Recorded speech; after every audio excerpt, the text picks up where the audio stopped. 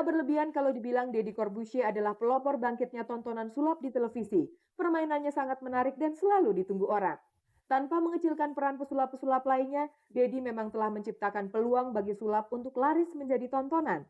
Dan bila itu memang terjadi, Deddy berencana untuk mengundurkan diri sejenak, memperdalam lagi ilmu sulap lainnya. Artinya lahan yang seharusnya udah terbuka batu tertutup lagi. Mmm, Sebenarnya saya lebih senang. Justru, intinya adalah saya tuh sebenarnya kepengen kalau bisa.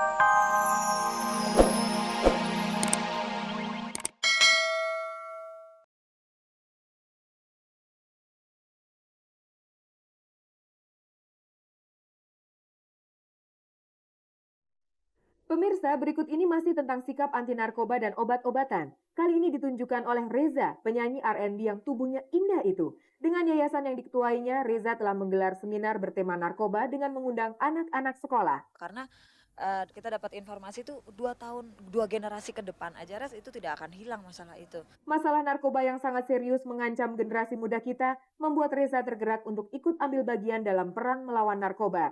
Ia melakukan dengan cara antara lain menggelar seminar ini. Mungkin punya pengalaman sendiri, pengalaman pribadi lah mengenai pernah ditawarin yang berhubungan dengan gitu-gitu deh. Alhamdulillah sih saya nggak pernah gitu ya. Pun ditawarin juga nggak pernah. Nggak tahu kenapa ya, alhamdulillah aja. Jadi yang namanya ngerasain juga belum pernah gitu. Cuman saya punya teman-teman adalah yang pernah mengalami hal itu gitu, tahu dan pernah ngeliat gitu yang namanya mereka melakukan kegiatan itu.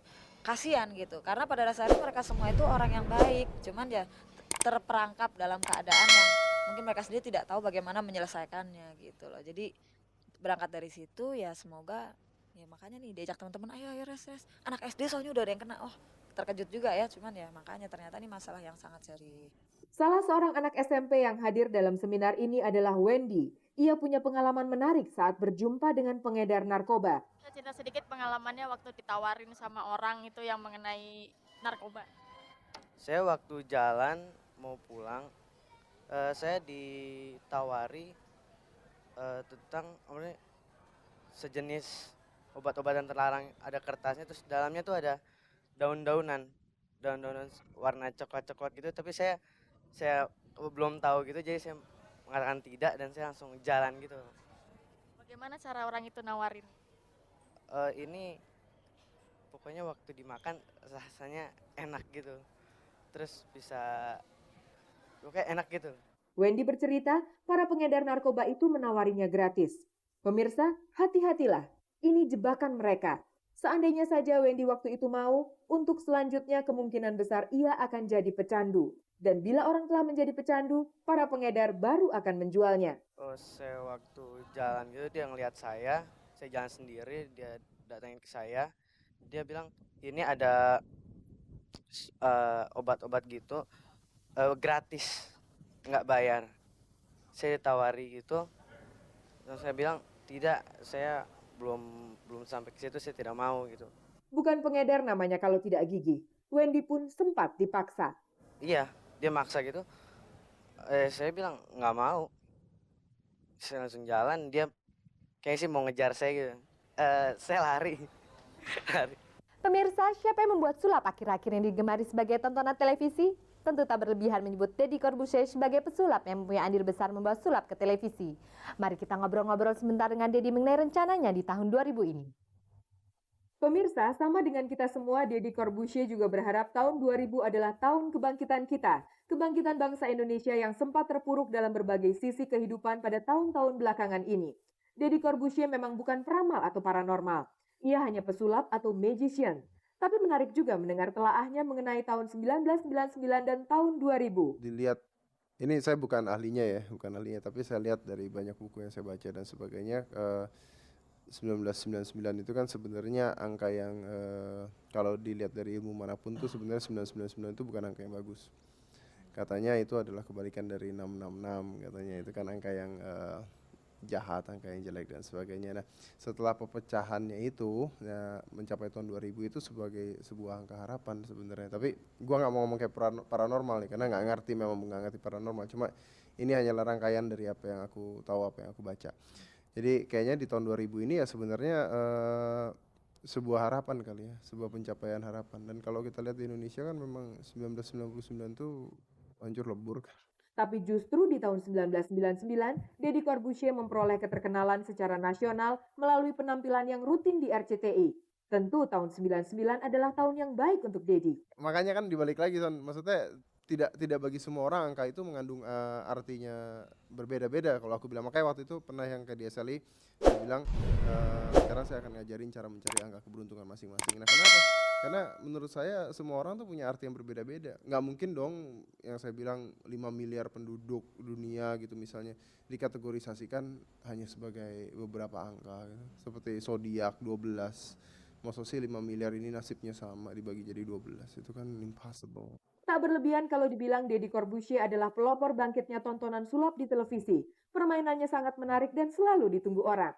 Tanpa mengecilkan peran pesulap-pesulap lainnya, Deddy memang telah menciptakan peluang bagi sulap untuk laris menjadi tontonan. Dan bila itu memang terjadi, Deddy berencana untuk mengundurkan diri sejenak, memperdalam lagi ilmu sulap lainnya. Artinya lahan yang seharusnya udah terbuka batu tertutup lagi.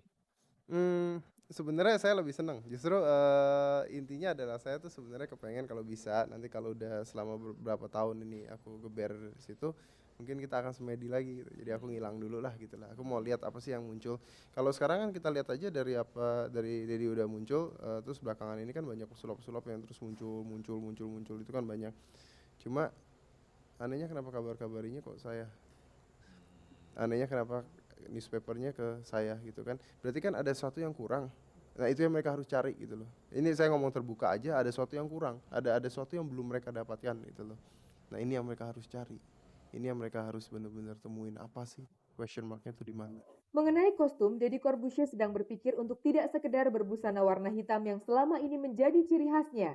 Ia ingin warna lain sesuai dengan selera milenium. Iya benar juga sih, saya lagi bingung gitu gimana caranya dikasih metalik gitu, tapi hitam juga gitu, hitam metalik gitu. Tapi untuk gaya rambut, ia tak akan mengubahnya. Tapi kalau model rambut kayaknya saya menang. Jadi tahun 2000 tuh harus seperti ini coba. Pemirsa, berikut ini simaklah kabar lain yang baru saja selesai disunting editor kami.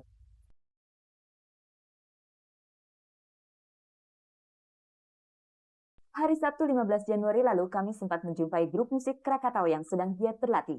Rupanya setelah gagal tampil di Australia sebagai buntut memanasnya hubungan Indonesia dengan tuan rumah akibat kasus Timur Timur, kali ini Krakatau mendapat kesempatan untuk tampil di momen internasional lagi. Kali ini Prancis yang jadi tujuannya.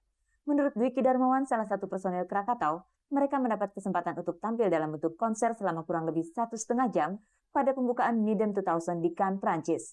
Suatu kesempatan yang istimewa dan tentu saja tidak akan mereka sia-siakan. Dan kita diminta tampil itu konser gitu ya, artinya 1 sampai 1,5 jam. Wah, tantangan juga buat kita karena memang sekaligus kesempatan karena kita ingin mencoba mencari deal ya, membuka jalur keluar dalam arti Midem ini kan ajang untuk industri musik. Disitulah berkumpul record company, publisher, promotor, agent dan sebagainya. Ya kita mau di situ ya menjual produk kita dan band kita lah untuk dilirik gitulah istilahnya. Untuk penampilan mereka nanti, Dwiki dan kelompok musiknya telah mempersiapkan sejumlah lagu. Karena durasi yang diberikan kepada kita itu 1,5 jam, berarti kita menyiapkan 10 sampai 12 komposisi dari 2 buah album kita yang Mystical Miss dan Magical Match. Salah satu lagu yang mereka persiapkan syarat dengan unsur alat musik tradisional rebana. Lagu berjudul Genzring Party, yaitu lagu yang bernafaskan, menonjolkan rebana, dan di situ nuansa Indonesianya, nuansa daerah-daerah yang sering menggunakan rebana itu dari mulai Aceh sampai ke Betawi sampai ke Jawa Timur itu masuk di situ.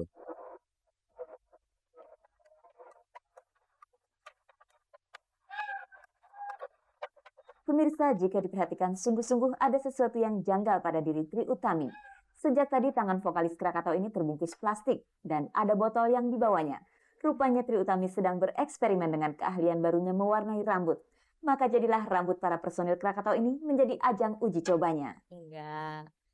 Enggak, ini dandanin teman-teman gitu. gitu. Ada yang mau di chat, yuk chat sama-sama. Kebetulan cuman satu perempuannya, jadi cuman gue yang kerjain, yang telaten.